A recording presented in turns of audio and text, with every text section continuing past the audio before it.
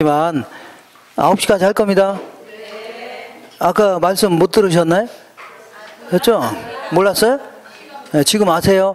지금 9시까지 할 거니까 그런 줄 아세요? 집에 그 남편한테 전화해서 혼자 라면 끓여 먹으라고 하세요. 라면 끓여 먹든지 굶든지 맘대로 하시라고 하세요. 네? 전화하세요. 자, 저당의 유동화 제도라고 있는데, 유동화 제도는, 자, 당장 현금화 시키는 거 있죠? 이거 유동화 시킨다, 이렇게 표현합니다. 뭘 한다고요? 유동화 시킨다. 이렇게 얘기하는데, 여기 뭐가 있냐면, 이제 금융기관이 있습니다. 신한은행, 이런 걸 뭐라고요? 금융기관이다. 이렇게 볼게요. 자, 얘네들이 주택 소비자들한테 주택을 구입하려는 자를 뭐랄까요? 소비자다. 얘들한테 이제 돈을 딱 빌려주게 되면 두 가지 권리가 생깁니다. 뭐가 생긴다고요? 두 가지 권리. 먼저 돈을 당연히 빌려줬으니까 원금 받을 권리가 있어 없어요? 이자도 받은 권리가 있죠? 이걸 원리금 수취권이다 해줍니다. 자, 요거는 요 사람한테만 청구할 수 있는 권리입니다. 사람에 대한 권리이기 때문에 우리 민법에 따르면 채권이라는 겁니다. 뭐라고요? 채권. 그리고 만약에 얘가 돈 안 갚는다. 못 갚을 수 있죠? 그럴 경우는 자, 이 물건 팔아서 자, 남들보다는 우선해서 회수할 수 있는 권리 같은 거 있죠? 이걸요 저당권이라는 겁니다. 뭘 한다고요? 저당권은 요거는요 물건에 대한 권리이기 때문에 누구한테도 사용할 수 있는 겁니다. 이걸요 물권이다 이렇게 얘기합니다. 이 두 가지 권리가 딱 생기는데, 자, 이 어떤 신도시 예정 지점에서 자, 이 그 신한은행이 자 100억을 예금 받아서 100명한테 돈을 빌려줬죠. 그럼 더 이상 할 일이 별로 없다는 얘기입니다. 왜냐하면 자 100명한테 1억씩 빌려주고 왔더니 더 이상 할 일이 없죠. 왜냐하면 한 번 빌려주고 나면 10년이고 30년에 걸쳐서 받을 돈이죠. 예를 들어 근데 우리가 예금할 때 무슨 1억씩 예금하고 이러나요? 38,000원 예금하죠? 예금. 그러니까 돈이 항상 똑 떨어진답니다. 그러니까 지금 여기 요 지역 호평 있죠? 이 지역도 아직까지도 지금 돈 받고 있을지 모르잖아요. 지금도 회수하고 있죠? 이런 식으로. 그러니까 돈이 똑 떨어진다는 얘기입니다. 이걸요 유동성 위험이라는 겁니다. 뭘 한다고요? 유동성 위험. 금융기관이 돈이 똑 떨어지는 이유를 뭐라고요? 유동성이다 해줍니다. 그러면 이거 다른 방법이 없나? 그래서 이 한국은행에서 돈을 빌려서 대출해 줄 수도 있는 겁니다. 근데 한국은행이 갖고 있는 돈은 거의 대부분은 국세입니다. 세금입니다. 세금. 우리 덩치 큰 세금 같은 거 있죠? 전부 다 그냥 한국은행으로 들어가는 겁니다. 그러니까 소득세, 법인세, 부가가치세 이런 것들 있죠? 상속세, 증여세 이런 거 전부 다 세금이 여기로 들어가는 겁니다. 그럼 요걸 가지고 정부에서 국회에서 예산을 편성해서 집행하는데 이 돈 가지고 아파트 구입하는 사람한테 빌려주고 나면 노인 복지를 위해서 뭘로 씁니까? 그죠? 그러니까 사드도 배치해야 되고 탱크도 구입해야 되죠? 한계가 있는 겁니다. 그리고 자 다른 은행에서 잠깐 빌려서 대출해 줄 수도 있는 겁니다. 그죠? 근데 이때 근데 다른 은행이 돈이 없으면 얘들도 없겠죠? 없습니다. 이게 은행들 간에 초단기적으로 그 돈을 빌리는 거 있죠? 이때도 이자 내야 돼요. 이걸 콜금이라는 겁니다. 뭐라고요? 콜금이. 이것도 금융당국에서 다 조정해 줍니다. 정해 줍니다. 그래서 다른 방법이 없나 한번 볼게요. 여기가 뭐가 있냐면 여기가 기관 투자자가 있습니다. 무슨 투자자라고요? 자, 기관 투자자가 일반적으로 참여하는데 얘는 그야말로 기관의 성격으로 투자하는 겁니다. 대표적인 게 생명보험사인데 생보사 같은 경우는 우리 같은 사람한테 보험료 받죠? 이걸 긁어 모아서 주로 이제 주식에 주로 많이 투자합니다. 그럼 돈 불린다는 얘기죠. 그리고 미래에셋이라든가 한화투자증권 이런 거 있죠. 이런 걸 투신사라고 하는데 걔네들도 우리 같은 사람들 돈을 긁어 모읍니다. 요거 하고 어디다 투자한다고요? 주식에 주로 투자합니다. 우리 연금 내는 거 있죠? 요걸 긁어 모은 거를 연기금 해줍니다. 요거 가지고 다 주식에 주로 투자합니다. 알겠죠? 근데 얘네들은 반드시 주식에 투자하라. 그런 법은 없어요. 돈이 될 만한 건 다 투자할 수 있는 겁니다. 알겠죠? 그러니까 얘들한테 이 권리를 한번 팔아보자. 그런 얘기입니다. 어떻게 한다고요? 팔아보자. 원리금 수취권과 저당권을 팔게 되면 얘들이 만약 사줄 수만 있다면 돈이 들어와요? 안 들어와요? 자금이 들어오죠? 그럼 이 돈 가지고 또 다른 소비자한테 빌려줄 수 있는 거죠? 맞죠? 네. 그러면 또 뭐가 생긴다고요? 원리금권 저당권 생기죠? 네. 그럼 이 권리를 또 파는 겁니다. 그럼 또 돈이 생기죠? 네. 그럼 또 빌려주는 겁니다. 그러면 또 뭐가 생겨요? 원리금권 저당권 생기죠? 이 권리를 또 파는 겁니다. 그럼 또 돈이 생기죠? 그러면 또 빌려주는 겁니다. 그럼 뭐가 생긴다고요? 원리금증권 저당권. 또 파는 겁니다. 그럼 또 돈 생기죠? 한번 말려야 되는데, 이 정도. 자, 이 바빠 죽겠는데 밤새도록 이거 하겠네요. 그죠? 그래서, 근데 문제는 얘들이 사줘야 되는 거죠? 안 사줬다는 얘기입니다. 왜냐하면 이거는 단기 대출이에요? 장기 대출이에요? 장기 대출이니까 나중에 부동산 가치가 어떻게 될지 알아요? 몰라요? 모른다. 그러니까 1억짜리 부동산을 구입한다길래 최대 7천만 원까지 빌려줬죠? 그러면 신한은행이 납니다. 신한은행이 누구라고요? 난데 내가 얘한테 돈 빌려주면 뭐가 생겼다고요? 원리금증권 저당권 생겼죠? 이 권리를 얘한테 팔아치웠다고 생각하시면 됩니다. 이게 본질적 의미입니다. 그럼 나는 쏙 빠지겠다는 얘기입니다. 어떻게 빠지겠다고요? 쏙 빠지겠다. 근데 완전히 빠질 수 있어요? 얘랑 알아요? 몰라요? 얘가 여기다 돈 갚지는 않겠죠? 그러니까 나는 중간에 서서 들어온 돈만 전달만 해주겠다 그런 얘기입니다. 알겠죠? 그러면 얘가 원금이자 갚으면 전달해주면 되죠? 근데 다 줘요? 뭐 뜯고 넘겨줘야 돼요? 삥을 뜯고 넘겨줘야 되죠? 얘도 뭔가 남는 게 있어야 될 거 아닙니까? 그리고 이거는 단기 대출이 아니라 장기 대출이죠? 그러니까 7천만 원 빌렸으니까 7천만 원 받을 권리를 누가 갖고 있는 거예요? 얘가 갖고 있는 겁니다. 근데 나중에 한 5년 정도 지났더니 옆에 장래시장이 들어왔습니다. 무슨 시장이요? 요즘에 한복판에도 이거 많이 들어오죠? 그럼 담보가치가 이제 폭락할 수 있는 거 아닙니까? 왜냐하면 창문만 열으면 아침마다 시체가 왔다 갔다 하는 거죠? 그러니까 담보가치가 떨어져요? 올라가요? 떨어질 수 있네요. 그죠? 그래도 돈을 잘 갚으면 상관없는데 아침마다 시체를 보니까 재수 없어서 회사도 잘린 겁니다. 아, 좀 안 됐네, 그건. 그럼 돈 갚을 능력이 돼요? 안 돼요? 안 되죠? 그러면 경매 처분할 수밖에 없네요. 경매 처분하게 되면 담보가치가 폭락했죠? 3천만 원 들어왔네요. 얼마 들어왔다고요? 3. 그러면 얘한테 전달만 하면 된다고 했죠? 3천만 원 주면 될 거 아닙니까? 그럼 얘가 이런 손해날지 해요? 안 해요? 안 했다는 얘기입니다. 그래서 자, 이렇게 해서 이 당시에 이제 지금부터 하는 것들은 정말 IMF에서 벗어나기 위해서 나온 제도들입니다. 알겠죠? 그래서 여기 뭐 ABS 제도 이런 것도 있었는데 이런 건 지금 당장 무시해도 됩니다. 자, 그래서 이런 식으로 해볼게요. 어떻게 하냐면 IMF 이전까지만 하더라도 기업들 간의 거래는 거의 외상거래였었습니다. 지금도 그렇지만 상당 부분 A가 B한테 외상으로 파면 외상값 받을 게 있어 없어요? 있다는 얘기죠? 너 뭐 믿고 외상으로 파냐 그랬더니 얘가 어음을 써주겠답니다. 어음은 그냥 종이에 적어주는 겁니다. 나중에 부도나기도 하는 겁니다. 그리고 B는 C한테 외상으로 파는 거죠? 외상값 받을 게 있어 없어요? 있고, C는 이제 대기업들한테 외상으로 파는 거죠? 외상값 받을 게 있어 없어요? 있다는 얘기죠? 그러니까 자, 이런 식으로 하는데 문제는 97년 1월 달부터 한보철강이 무너지면서 자, 이게 망했다는 얘기죠? 그러니까 한보철강을 구성하고 있는 이게 하청업체들 합니까? 하청업체가 4,000개가 넘어갔습니다. 그러니까 얘가 망하니까 줄 돈이 있어 없어요? 없고 얘는 또 줄 돈 없는 거죠? 얘는 또 얘한테 줄 돈 없는 거죠? 이거 연쇄부도라는 겁니다. 뭐라고요? 연쇄부도. 자, 그 이후에 뭐 산미라든가 혜태, 진도, 진로, 뉴코어, 한신공영, 기아자동차 같은 거 있죠? 거기는 거의 5,000개가 넘어갔습니다. 하청업체가 줄줄이 부도가 났던 겁니다.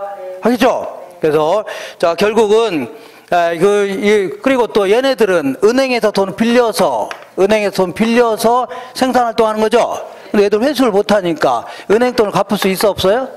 없고 은행은 우리 같은 이거 왜 이렇게 올렸었어요? 자, 이 가계 소비의 주체를 가계라는 겁니다. 여기서 예금 받아서 대출해 주는 거죠. 얘네도 회수를 못하니까 예금자들의 돈을 돌려줄 수 있어 없어요? 없었다는 얘기입니다. 국민 경제가 박살이 났다는 얘기죠. 박살이 나기 직전입니다. 그래서 어떻게 해결해야 될까 합니까? 그래서 어쩌서 97년도에 11월 달에 IMF로부터 굴욕적으로 돈 빌려왔습니다. 그리고 또한 그 공적 자금 세금 다 투입해서 일단은 만기가 도래하는 2천억 달러, 만기가 도래하는 외채 있죠? 2천억 달러 돌려 막은 겁니다. 그리고 예금자들의 돈도 돌려줘야 될 거 아닙니까? 예금자 보호법에 따라서 돌려줘야 되는 겁니다. 그 당시에 가장 부실했던 은행이 어디냐면 그 제일은행입니다. 뭐라고요? 제일은행. 그 다음에 서울은행 이런 데 있습니다. 그 다음에 조흥은행 이런 거 있죠? 아니면 우리은행 이런 게 대표적으로 예금자들의 돈도 못 돌려주는 은행들입니다. 얘들의 돈을 막아줬던 겁니다. 아시죠? 그 돈 가지고 막아줬어요. 자, 막아주고 나니까 자, 빌린 돈 갚아야 되겠죠? 그 다음에 공적 자금도 회수해야 되죠. 그러니까 결국은 제일은행은 뉴브릿지라는 미국계 은행에다 팔았다가 얘들은 또다시 스탠다드 차타드 있죠. 거기다 팔아치운 겁니다. 그래서 서울은행은요 하나은행에다 매각했고 조은행은요 신한은행에 매각했습니다. 그리고 우리은행이 아주 골 때리는 은행입니다. 얘가 어디냐면 옛날에 한일은행이라는 게 있었고 그 다음에 상업은행 이런 게 있었는데 이게 아주 부실했던 극치를 가진 은행입니다. 그죠? 얘들 돈 막아줬던 겁니다. 막고 나서 이 평화은행이라는 거 합쳐서 이거를 한빛은행으로 바꿔놨었는데 그러자도 빛투성인데 여기다 한빛 한다고 하니까 느낌이 좋아요, 완전? 저 같은 경우는 한 얼굴 한다 이렇게 하잖아요. 말 같지 않은 소리 했고. 근데 여기다 한빛 한다니까 기분이 안 좋죠? 네, 그러니까 요거를 없애고 대한민국의 우리나라, 우리은행 이런 거 있죠? 둥글둥글하게 어떻게 그려놓고 있잖아요. 네, 이렇게 해서 지금도 이건 매각이 안 돼갖고 아직도 정부 투자, 정부의 그 정부 지분이 가장 큽니다. 아직 매각이 안 돼서 이렇게 해서 일단은 예금자 돈을 막아줬죠. 예, 그리고 자, 이 당시에 이제 주택 경기가 최악이었습니다. 뭐라고요? 주택 경기가 최악이라 주택 경기만 살릴 수만 있다면 일반 경제가 좋아질 거라는 얘기죠. 그래서 99년도에 코모코라는 회사를 설립하도록 했는데 지금은 금융공사로 명칭이 바뀌었습니다. 뭘 바뀌었다고요? 금융공사 명칭이 바뀌었는데 니네들 우리한테 원리금 수취권과 저당권을 팔아라. 자, 그러면 우리가 웬만하면 사주겠다 라는 겁니다. 웬만하면 뭐라고요? 사주겠다. 그럼 이 돈 가지고 계속 빌려줄 수 있는 거죠? 주택시장으로 막 빨려 들어가겠네요. 근데 문제는 얘네들도 돈이 있어야 이거 사주는 거죠. 그래서 이 돈을 마련하려고 얘들한테 구입한 원리금 수익권과 저당권을 그대로 넘기는 게 아닙니다. 이걸 가공해갖고 유가증권인 채권이죠. 회사채 형태로 발행했던 겁니다. 이걸요 뭐라고 하냐면 모기지 백 시큐리티스에서 이걸요 MBS라는 겁니다. 뭐라고요? MBS. 근데 얘는 자, 어떻게 지급보증해주겠다 나온 겁니다. 뭐라 했다고요? 지급보증해주겠다. 그러니까 자, 지금부터 이 신한은행이 납니다. 네. 나요. 내가 얘한테 돈 빌려주면 뭐가 생겼다고요? 원리금권 저당권 생겼죠? 이 모든 권리가 증권화돼서 얘한테 가 있다 생각하시면 돼요. 네. 누구한테 가 있다고요? 얘한테. 그리고 나는 쏙 빠지겠다 아닙니다. 다시 해볼게요. 내가 얘한테 7천만 원 빌려줬죠? 네. 그러면 7천만 원 받을 권리를 다 누가 갖고 있다고요? 얘가 갖고 있다 생각하시면 돼요.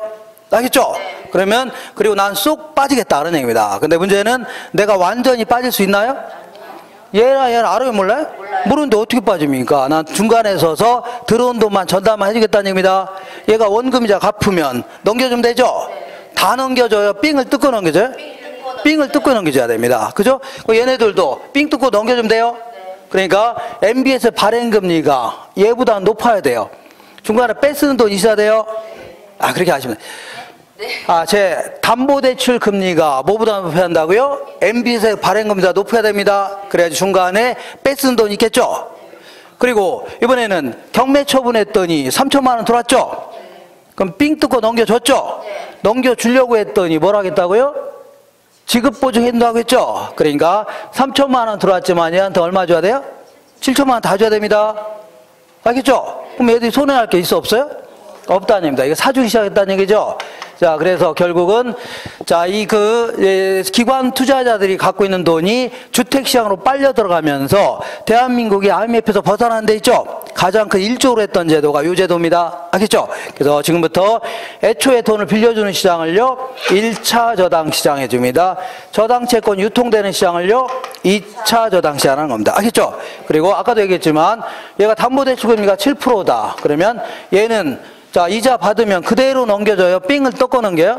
삥 넘깁니다. 그래서 한 0.3% 빼고서 넘겨줍니다. 예를 들어 얘네들도 뭔가 남는 게 있어야 되죠? 그러니까 한 0.2% 정도 뺀 상태에서 MBS 발행 금리를 정합니다. 그러니까 얘네들은 한 6.5% 먹는 겁니다. 이런 식으로 자, 주택담보대출의 금리가 뭐보다 높다고요? MBS의 발행 금리가 높아야 돼요? 알겠죠? 이렇게 정리하시고 지금까지 한 거를 문제를 통해서 확인할게요. 67번 보겠습니다.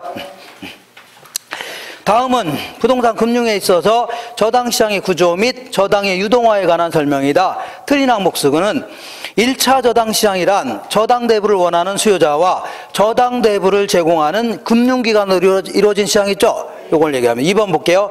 저당채권, 부동산 저당채권에 유동화는 1, 2차 저당시장에서 이루어진다. 틀렸습니다.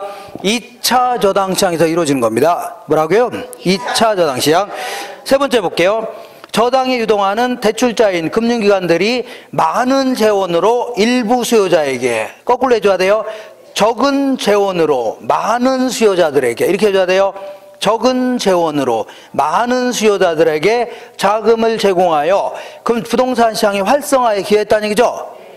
아까 100억만 가지고도 막 5천 명을 빌릴 수 있다는 얘기죠. 이렇게 적은 재원으로 많은 수요자들에게 돈을 빌릴 수 있다는 얘기죠. 리을번 보겠습니다. 2차 저당시장은 주로 부동산을 담보로 저당대출을 원하는 수요자들과 융자를 제공하는 금융기관으로 이루어진 시장이다. 이거는 2차가 아니라 1차 저당시장을 얘기합니다. 몇 차라고요? 1차다. 미음번 보겠습니다. 1차 저당대출자들은 설정된 저당을 자신들의 자산 포트폴리오의 일부로 보유하기도 하고 자금의 여유가 없을 경우는 2차 저당시장에 팔기도 한다는 얘기죠. 얘네들이 돈을 빌려주면 뭐가 생겼다고요? 원리금권 저당금 생기죠? 이거 갖고 있어야 이자를 받는 거 아닙니까? 그죠? 다만 자금의 여유가 없을 때 팔으라는 얘기지 무조건 팔라는 얘기는 아니죠? 예, 그 얘기하는 겁니다. 한 장 넘겨보겠습니다. 넘겨보시면 자, 비읍번 볼게요. 2차 저당시장은 저당 대부를 받은 원래의 저당 차입자하고는 직접적인 관계 없다고 했죠? 자, 얘와 얘는 아는 사이죠? 근데 얘랑 얘는 아는 사이 모르는 사이예요? 직접적인 관계가 없는 겁니다. 모르는 사이에. 그래서 자, 저당에 유동하는데 결정적인 역할을 하고 있다는 얘기죠. 맞습니다. 그 다음에 시읍번 보시면 주택금융기관의 자금대출 고정화 현상을 완화하여 한번 빌려주고 나면은 20년, 30년 동안에 고정되어 있는 거죠. 요거를 완화시켜서 금리 변동 및 유동성 위험을 피할 수 있다. 그러니까 얘들은 돈 빌려주면 원리금과 저당권 생겼죠. 이걸 팔아치우니까 얘들은 돈이 생겨요, 안 생겨요? 유동성 위험이 줄어들고 그 다음에 팔아치우니까 금리 변동 위험도 줄어드는 거죠. 그 얘기하는 겁니다. 금리 변동 위험도 줄어든다. 그 다음에 자, 이응번은 조금 이따 할 겁니다.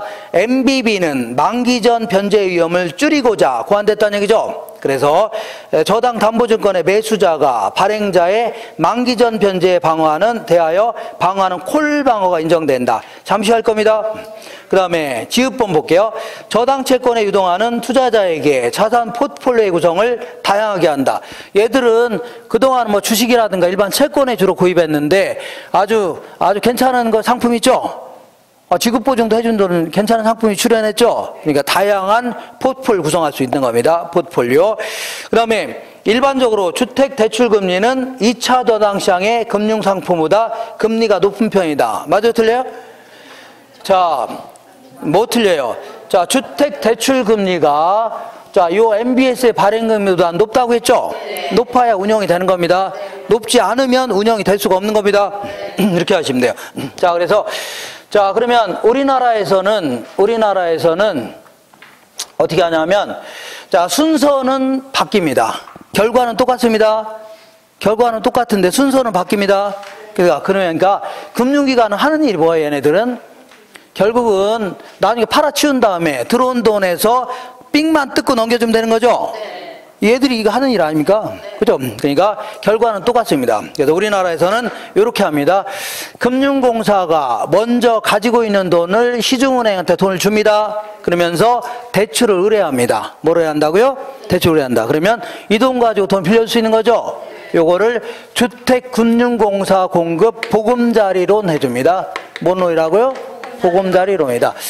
자, 그러면 요거의 가장 큰 특징은 얘는 이제 고정금리라는 거 기억하세요? 무슨 금리라고요? 고정금. 자, 그러면 어쨌거나 돈 빌려줬으니까 뭐가 생겼다고요? 원리금, 주권, 저당금 생겼죠? 그러면 그 전에 돈을 받았어요? 안 받았어요? 받았죠? 그러니까 살짝 넘겨주면 되겠네요. 그러니까 결과는 똑같은 겁니다. 뭐는 똑같다고요? 결과는 똑같고 나중에 들어온 돈에서 삑만 뜯고 넘겨주면 돼요. 알겠죠? 그래서 자, 이 보금자리론의 취급 조건은 시험에서 한 문제를 물어볼 가능성은 없고 지문에 끼어들 수는 있습니다. 뭐라고요? 지문에 끼어들 수 있다. 한번 읽어볼게요. 자, 어디를 볼 거냐면 25페이지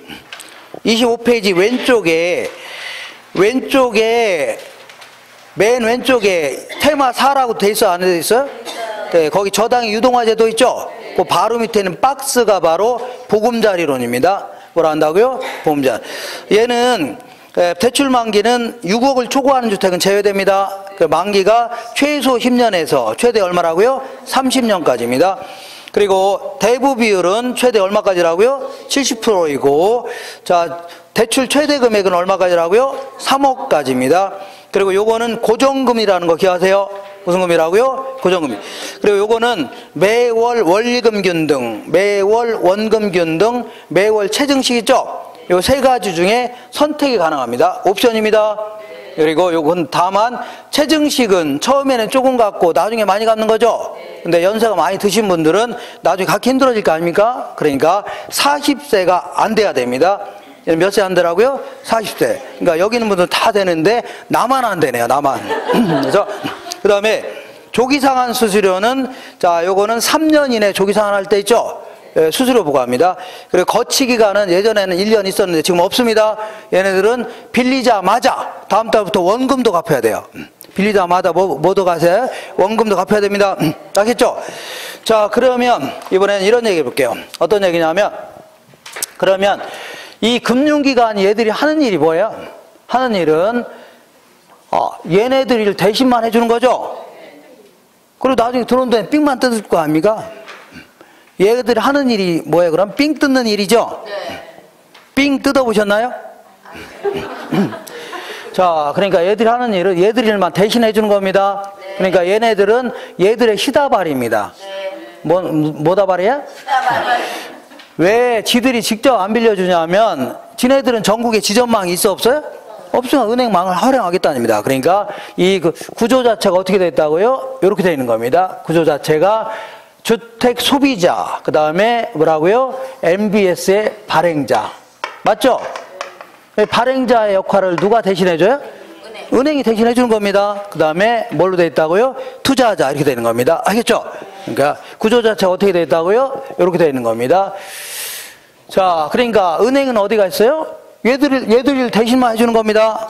자, 그리고 MBS의 종류를 얘기할 때는 지급보증, 이거 무시해야 됩니다. 왜냐하면 요거는 우리나라에서만 정부 투자기관이 지급보증 해주겠다 그런 얘기입니다. 미국은, 외국은 페니웨이라든가 프레디맥이라는 금융공사 역할을 하는 기관인데 다 주식회사입니다. 얘들은 지급보증 이런 거 없어요. 알겠죠? 그러니까 MBS의 종류를 얘기할 때는 요거 지급보증 없습니다. 이렇게 해서, 자, 그러면 MBS 종류를 좀 알아볼게요. 어딜 가냐면 26페이지에 왼쪽 메뉴에 있어 없어요?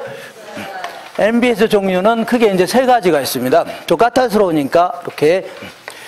자, 요거는 교재마다 해석을 다 달리합니다. 그러니까 약어로 기하셔야 돼요. 뭘로 기하라고요? 약어로. 그래서 MPTS다. 이렇게. 얘는요 MBB라고 합니다. 얘는요 MPTB다. 이렇게. 자, 이거 굳이 뭐 번역하자면 얘는 이체증권, 저당채권, 지불이체 채권, 이렇게 할 수 있는데, 어쨌거나 구조 자체가 요게 가장 중요한 겁니다. 요게 가장 중요하다는 얘기죠. 그러니까 이렇게 세 가지 형태로 구분하는 가장 큰 차이는, 자, 볼게요. 내가 발행자가 납니다. 내가 얘한테 너 빌려줬죠? 그럼 뭐가 생겼다고요? 원리금, 주권, 저당금 생겼죠? 요거를 어떤 형태로 이전할 것인가, 여기에 따라 달라지는 겁니다. 알겠죠? 어떤 형태로. 자, 구조 자체가 소비자, MBS의 발행자, 뭘로 되어 있다고요? 투자자. 소비자, MBS의 발행자, 투자자. 맞죠? 소비자, MBS의 발행자, 투자자, 이렇게 되어 있는데, MPTS는 가장 본연의, 본질적 의미의 MBS입니다. 얘는, 자, 발행자가 돈 빌려줬죠? 그럼 뭐가 생겼다고요? 원리금, 주권, 저당금 생겼죠? 요거를 다 팔아치운 겁니다, 얘한테. 그리고 나는 쏙 빠진 겁니다. 그러니까 얘가 담보대출 해준 거예요. 아시죠? 난 쏙 빠지겠다는 얘기입니다. 근데 문제는 완전히 빠질 수 있어, 없어요?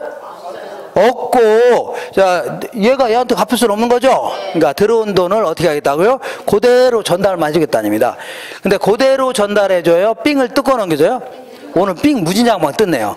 그죠? 그래서 넘겨주겠다는 얘기입니다. 자, 그러면, 자, 어쨌거나, 자, 얘는 고정금리라고 했죠?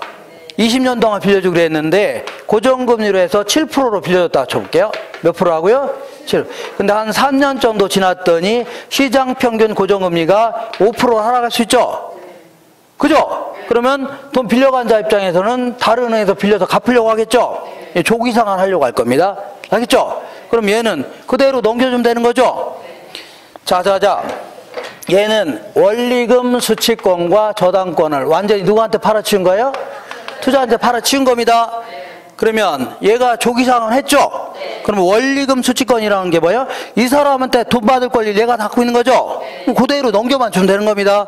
그러면 결국은 조기 상환 위험을 누가 부담해요? 조기 상환 위험 투자자가 부담하는 겁니다. 누가 부담한다고요? 투자자. 자, 이번에는 자, 거꾸로 해볼게요. 거꾸로 시장 평균 고정금리가 이번에는 자, 9% 올랐다고 쳐볼게요.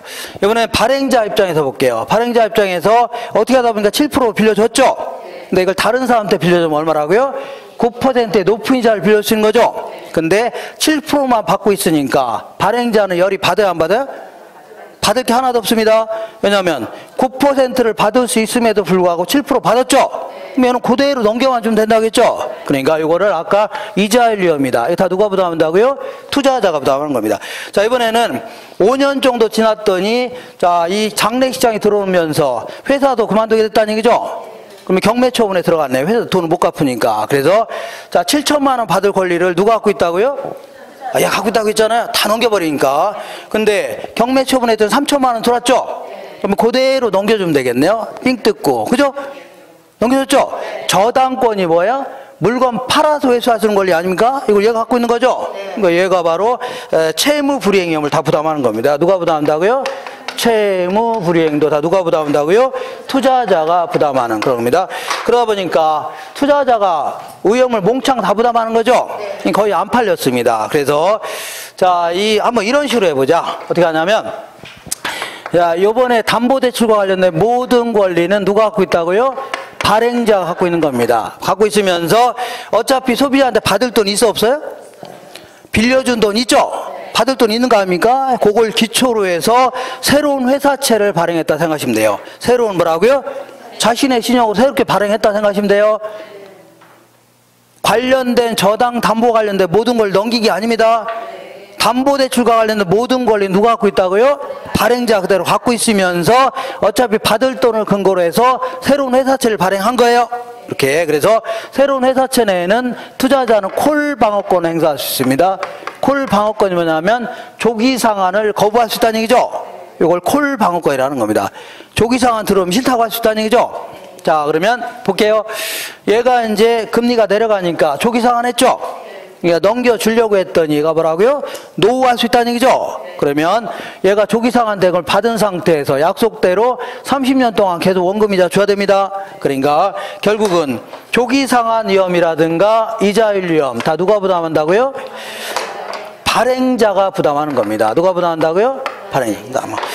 그 다음에 이번에는 경매 처분했더니 자, 7천만 원 빌려줬는데 3천만 원 들어왔죠?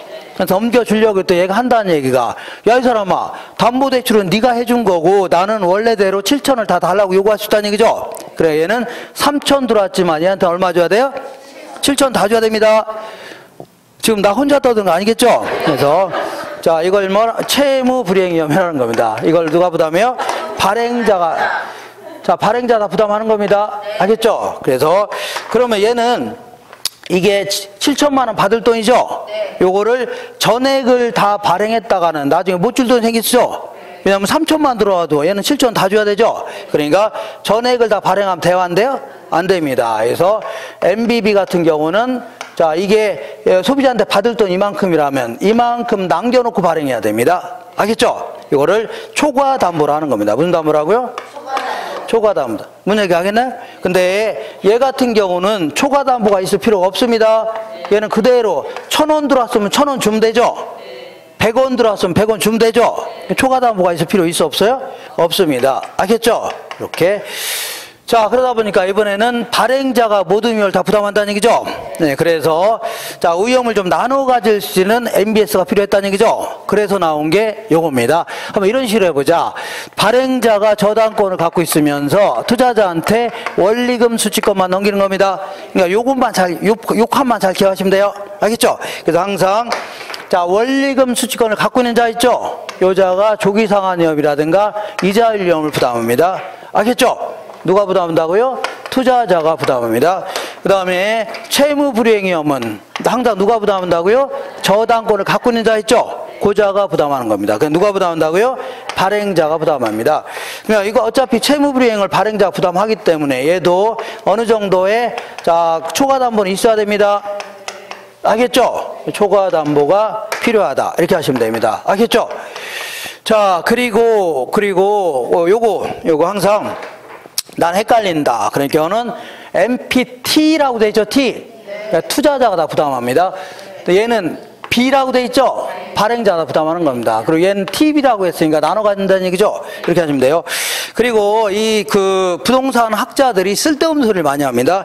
이것들은 전부 다 채권입니다. 채권. 회사채요. 회사 채권입니다. 채권인데 얘는 투자자가 모든 위험을 다 부담하지 않냐? 주식을 투자한 자가 다 부담하는 거죠? 이런 식으로 다 부담하니까 약간의 지분의 성격이 있는 거 아니냐? 이런 식으로 희한한 설명합니다. 그래서 얘를 지분형 MBS 이렇게 표현합니다. 뭐라 한다고요? 쓸데없는 소리 하는데 그래서 자꾸 물어보니까 그냥 기억하세요. 지분에 좀 성격이 있다는 얘기입니다. 근데 얘는 오리지널 회사채입니다. 그러니까 얘는요, 채권형 MBS라는 겁니다. 문형이라고요? 채권. 근데 얘는요, 섞어놨죠, 반반씩. 그러니까 혼합형 MBS라는 겁니다. 뭘 한다고요? 혼합. 자, 우리나라에서는 IMF 초창기 때는 주로 MBB 형태로 발행했습니다. 어떤 형태라고요? MBB. 그러다 요즘에는 MPTB를 약간 변형시킨 CMO 형태로 발행합니다. 어떤 형태라고요? CMO. 다계층 저당 채권이라고 하는데 얘들하고 똑같습니다. 발행 기준은 다 똑같아요. 다만 얘 같은 경우는 MPTB 같은 경우는 하나의 만기로 발행합니다. 주로 무슨 만기라고요? 하나의 만기로 발행한 데 비하여 얘는 이게 이제 모조당입니다. 소비자한테 받을 돈이죠. 빌려준 돈 받을 돈 아닙니까? 이거 한 2천억, 3천억 모아서 요거를 발행하는데, 자, 만기를 달리하는 여러 개의 상품을 쪼개서 발행하겠다는 얘기죠. 이런 식으로. 그래서 이거를 하나하나의 상품을 트렌치라는 겁니다. A 트렌치, B 트렌치. 이렇게 할 수 있죠. 마지막 걸 뭐라고요? Z 트렌치입니다. 그래서 얘는 만기가 짧은 놈, 얘는 만기가 긴 놈 있죠? 1년 만기, 20년 만기. 이런 식으로 발행하겠다는 얘기죠. 그죠? 그러면 투자자 입장에서는 선택의 폭이 넓어져요? 좁아져요? 자, TV도 하나의 모델만 출시하는 것보다 조금씩 바꿔서 여러 개로 출시할 수 있죠? 예, 투자자 입장에서 유리할 수 있다는 얘기입니다. 알겠죠? 그래서 어차피 얘네들은, 자, 얘 똑같다고 했죠? 그러니까 조기상환 위험을 누가 부담해요? 투자자가 부담하는 겁니다. 알겠죠? 근데 얘들이 돈을 갚으면 만기가 짧은 놈부터 채워나가는 거예요. 뭐부터 채워나간다고요? 짧은. 그렇기 때문에 만약에 만기를 긴 놈을 구입했다. 어떤 구입했다고요? 긴 놈을 구입한다 하게 되면 얘들이 만약에 조기상환 한다 하더라도 만기가 짧은 놈부터 채워나가는 겁니다. 알겠죠? 그렇기 때문에 만기가 긴 놈을 갖고 있으면 자연스럽게 만기까지 원금이자 다 받을 수 있는 거죠? 그죠? 그러니까 콜 방어권이 있다는 얘기는 아니고 콜 방어가 가능하다 해줍니다. 아무리 조기상환 하더라도 만기가 짧은 놈부터 채워나가죠? 그럼 만기가 다 받아낼 거 아니냐 그런 얘기입니다. 알겠죠? 어렵죠? 자, 지금까지 한 거 문제를 통해서 확인할게요. 그리고 거기 주의해 갖고 26페이지에 자, 테마 5에 주택담보 노후연금 보증이라고 되어 있죠? 그 바로 위에 주의해 갖고 저당권을 보통 문제에서는 저당채권 집합물에 대한 소유권이죠? 이렇게도 설명합니다. 이렇게 표현합니다. 그리고 그 채무불이행위험을 뭐라고요? 원금 손실위험이다. 이렇게도 얘기합니다. 자, 그럼 그 옆에 68번 볼게요.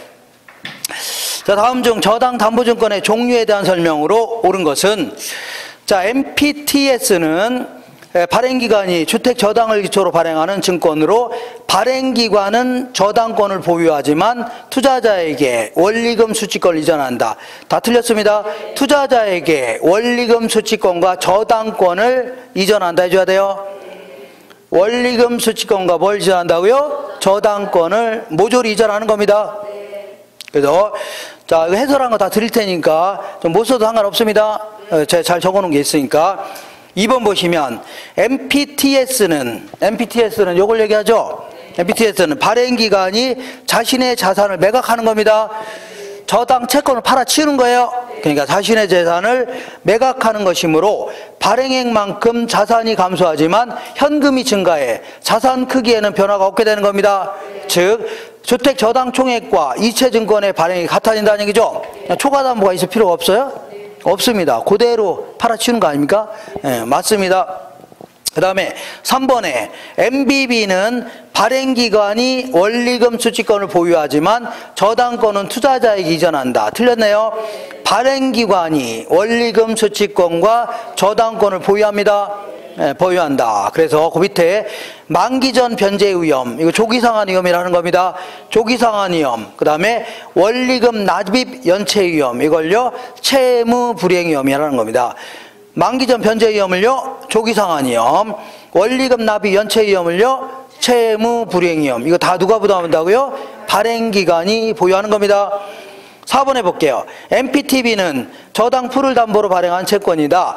발행기관은 원리금 수취권과 저당권을 모두 투자자에게 이전하는 게 아니라 원리금 수취권만 투자자에게 이전하는 겁니다. 뭐만요? 원리금 수취권만 투자자에게 이전한다. 그 다음 5번 볼게요. 다계층 채권은 저당 채권의 총 발행액을 몇 개의 그룹으로 나눈 후에 각 그룹마다 서로 동일한 이자율이 아닙니다. 상이한 이자율을 적용하고 원금이 지급되는 순서를 다르게 정할 수 있다는 얘기죠. 자, 그 다음에 69번 볼게요. 주택연금에 대한 설명으로, 주택금융에 대한 설명으로 틀린 것은 CMO에서는 장기 투자자에게는 콜 방어가 가능하다고 했죠. 조기상환 하더라도 끝까지 받아낼 수 있는 거 아닙니까? 그러니까 이거 맞는 편입니다. 이번에 다른 조건이 동일할 때 변동금리 주택담보대출의 조정 주기가 적을수록 어쩌다 한번 조정한다는 얘기죠. 그러면 금융기관이 부담하는 위험은 커지는 겁니다. 맞아요. 금융기관은 어쩌다 한번 조정하면 지들 위험이 크죠. 툭하면 변동시켜야 됩니다. 툭하면. 그 다음 3번 볼게요. MBB의 발행자는 대출금의 조기상환에 따른 위험을 부담한다. 자, MBB는 누가 부담한다고요? 발행자가 부담하는 겁니다. 발행자가. 자, 그 다음에 4번 볼게요. 차입자가 부담하는 대출금리가 1차 대출기관이 2차 대출기관의 채권을 매각할 때보다 금리가 커야 된다. 아까 얘기했지만 이 금리가 요 금리가 커야 된다고 했죠? 그 얘기하는 겁니다. 그 얘기. 자, 그 다음에 5번에 금리 상한 변동금리 주택담보대출은 자, 이 금리가 갑자기 올라간 걸 막기 위해서 정부에서 니네들 이거 이상 올리지 말라는 얘기죠? 이렇게 한다면 자, 밑줄 쳐볼게요. 대출자는, 그러면 대출자는 자, 인플레가 심해지면 이거 못 올리는 거죠? 누가 손해봐요? 대출자가 손해봅니다. 대출자. 그래서 대출자는 금리 상한 이상으로 인플레가 상승할 때 생기는 금리 변동 위험을 줄일 수 있다가 아니라 커질 수 있는 겁니다. 금리 상승 위험이 어떻다고요? 커질 수 있다. 이렇게 해줘야 됩니다. 알 수 있죠? 이렇게 정리하시고, 자, 그 다음에 자, 요거 이따가 이제 감정평가 있죠? 감정평가는 앞쪽에는 좀 쉬우니까 집에서 하세요. 그래서 오늘은 제가 이따가 3방식 있죠? 3방식 위주로 할 겁니다. 괜찮겠죠? 밤새요? 자, 거기 보면 요거 치워 되죠? 요 욕한만 잘 정리하시면 돼요. 항상 이것만 잘 기억하시면 돼요. 자, 이 저당권을 갖고 있는 자가 뭘 부담해요? 채무불이행위험. 원리금 수익권을 갖고 있는 자가 뭘 부담한다고요? 조기상환 위험 이런 거. 조기상환 위험이라든가 이자 위험 있죠? 요걸 부담하는 겁니다. 자, 우리 이러고 볼게요. 이게 우리 일반적인 저당은 주택을 담보로 잡은 다음에 담보 잡죠? 그래서 1억이면 1억을 딱 빌려줍니다. 아파트 구입자들한테. 그런 다음에 만기가 15년이라면 15년 동안에 원금 이자를 회수해 나가는 거죠. 이렇게 하는 게 일반적인 저당입니다. 이렇게. 자, 근데 역이라는 게 뭐예요? 거꾸로 돼 있다는 얘기죠? 역저당이라는 것은 뭔가 거꾸로, 모양이 거꾸로 돼 있는 겁니다. 이거는 60세 이상 어르신들한테 매달 생활비 형태로 찔끔찔끔 빌려줍니다. 그러다가 만기가 됐을 때 그동안 누적된 원금 이자를 한꺼번에 회수하겠다는 얘기죠. 그럼 아까하고 모양이 같아요, 틀려요? 틀리죠? 이걸 거꾸로 돼 있다 해서 뭐라고요? 역저당이다 해줍니다. 알겠죠? 역저당. 근데 이 상품이 계속해서 정부에서 출시해라 해갖고 출시했는데 거의 안 팔렸습니다. 왜 안 팔렸냐면 어쨌거나 주택 한 채 있는 자들한테 이거 해주겠다 그런 얘기인데, 자, 이 소득이 뭐 없는 분들은 이렇게 타 쓰는 게 좋겠죠? 근데 문제는 타 쓰는 거 가지고 좋은데 만기가 되니까 갚아야 돼, 안 갚아야 돼? 갚아야 되죠? 집 한 채 있는 거 홀라당 팔 수밖에 없는 거 아닙니까? 그죠? 집 한 채 팔으니까 갈 데가 있어, 없어요? 갈 데가 없어서 아들한테 갔더니 저기 부산에 있는 작은 아들한테 가보랍니다. 작은 아들한테 갔더니 작은 아들은 와이프가 싫어한답니다. 그래서 하와이에 있는 딸한테 가보랍니다. 딸은 얼마나 우리 애지중지 잘 키웠습니까? 그래서 하와이까지 자 비행기표 끌고서 갔죠. 갔더니 자 거기는 딸이 한다는 얘기가 여기는 영어가 안 되면 살기 힘들답니다. 코리아로 다시 돌아가랍니다. 그래서 그러니까 오고 갈 데 없는 거죠. 네, 그래서 요 상품에 대해서 2007년서부터 금융공사가 보증을 서기로 했습니다. 알겠죠?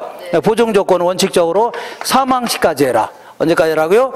원칙이 사망시까지입니다. 원칙. 그래서 얘는 자 소유자 또는 배우자 둘 중 아무나 60세 이상이면 됩니다. 몇 세라고요? 아무나 60세 이상이면 됩니다. 그러니까 예를 들어서 남자분이 주택 소유자입니다. 남자인 소유자라는 얘기죠. 그리고 여자분이라면 아무나 60세 이상이면 됩니다. 예를 들어서 남자분은 얼마라고요? 남자분은 65세인데 여자분은 37이다. 가능해요? 불가능해요? 아무나 60세 이상 된다겠죠? 네. 아무나. 이런 경우는 자주 있습니다. 네. 다문화 가정 때문에 이런 거 있습니다. 근데 이런 경우도 있을 수는 있는데 어떻게 하냐면 여자분은 82세인데 남자분은 45세예요. 이런 거는 좀 찾기 힘드네요.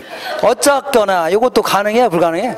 가능합니다. 둘 중 아무나 몇 세 이상하고요? 6세. 이 경우에는 아무래도 여자분이 빼어난 외모를 자랑하겠네요. 어쨌거나 자 그러면 둘 중에 그 마지막 사람이 돌아가셨을 때 있죠? 그때 이제 회수하겠다 그런 얘기인데 그럼 채무자가 다 돌아가셨으니까 경매 처분합니다. 경매 처분하면 매각대금이 들어와야 안 들어와요? 들어올 거 아닙니까? 여기서 이제 원리금을 회수하겠다 그런 얘기입니다. 알겠죠? 근데 자 이분들이 한 66세 정도에 다 돌아가셨습니다. 그래서 그동안 부동산 팔은 돈은 5억인데 빌려간 돈 1억밖에 안 된다는 얘기죠, 이자까지. 그러면 집 팔아서 원리금 회수하고도 남아요, 안 남아요? 남으니까 이런 경우는 상속인한테, 법정 상속인한테 돌려줘야 됩니다.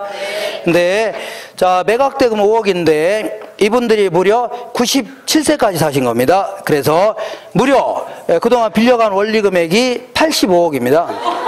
얼마라고요? 85억. 자 그러면 집 팔아서 이거 해결해야 안 해요? 못해죠. 그럼 85 이거 어떻게 할 거냐? 이거 어떻게 보증 선다고 했죠? 네. 그냥 금융공사가 갚아주겠다는 얘기입니다. 그러니까 지들 뭐 생각 다 하면 되는 거죠. 보증료도 받습니다. 이렇게 하라는 얘기입니다. 아시죠? 이렇게 자 이렇게 해서 지금까지 한 거를 문제를 통해서 확인해 보겠습니다. 자 거기 한번 제가 적어놓은 거 있죠? 쭉 읽어보시고 자 26페이지 오른쪽 맨 아래 보겠습니다. 70번. 다음은 한국주택금융사의 주택연금과 보금자리론에 관한 설명이다. 틀린 것은 자 요거하고 보금자리론은 틀린 겁니다. 보금자리론은 주택을 구입하는 자 있죠? 그 자한테 돈 빌려주는 거고 한꺼번에 빌려주는 거고 이거는요 생활비 형태로 빌려주는 겁니다. 자 읽어볼게요. 1번 주택연금은 소유자 또는 배우자 연령이 몇 세 이상하고요? 만 60세 이상으로서 부부 기준으로 1세대 1주택자가 원칙입니다. 부부 기준 한 채만 있는 게 원칙이에요. 근데 자 주택이 여러 채 있다 하더라도 짤짤한 거 갖고 있다는 얘기죠. 합쳤을 때 9억이 안 되면 가능합니다. 그래서 자 보유주택 합산 가격이 9억 이하인 다주택자이면 가능하다는 얘기죠.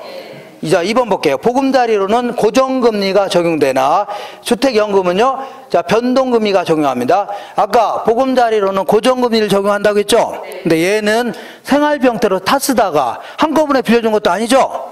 타 쓰다가 돈 생기면 갚으라는 얘기입니다. 얼른 알겠죠? 돈 생기면 갚으라. 아무 상관없는 겁니다. 조기 상환 수수료 부담하지 않습니다.